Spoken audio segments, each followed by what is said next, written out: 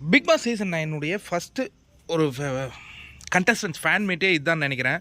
அது பார்த்தீங்கன்னா, மொதல் ஒரு கோயிலுக்கு கூப்பிட்டு போகிறாங்க. அங்கே வந்து ஆரவாரமான ஒரு விஷயங்கள் நடக்குது. அதுக்கப்புறம் பார்த்தீங்கன்னா, அந்த ஆவடி டுவர்ட்ஸ் ஆவடி ஒரு பயங்கரமான கூட்டங்க. ஆயிரக்கணக்கில் வந்திருக்காங்கன்னு நினைக்கிறேன். அதாவது என்னென்னா, இவர் அந்த கார் ஆடி கார்லாம் இருக்கு இல்லையா, அதில் காரில் மேலே ஏறிட்டு தான் போகிறாரு.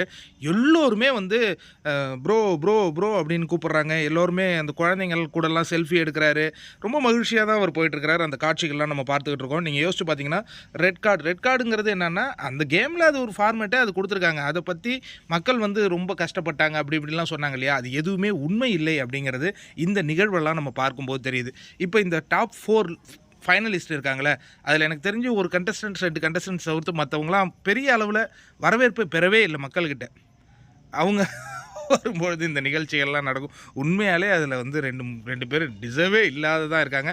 ஏன் டிசர்வ் இல்லைன்னு நான் சொல்கிறேன்னா, அவங்களுக்கு அந்த வெறித்தனம் இல்லைங்க. ஒரு போட்டினா நம்ம வெல்லணும் அப்படிங்கிற ஒரு எண்ணம் இருந்ததுன்னா நமக்கும் ஒரு இன்ட்ரெஸ்டிங்காக இருக்கும்.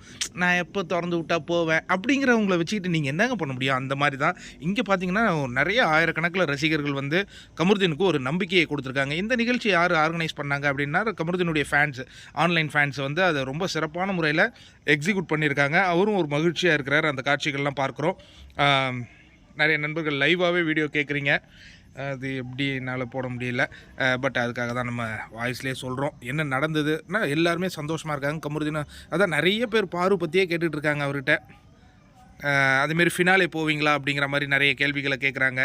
நீங்கள் சூப்பராக கேம் ஆடினீங்க, உங்கள் கேம் எனக்கு பிடிக்கும் அப்படிங்கிற மாதிரி நிறைய பேர் சொன்ன அந்த காட்சிகள்லாம் பார்த்தோம். ஓகே, உங்களுக்கு எப்படிங்க? ஹாப்பியாக இருக்கா?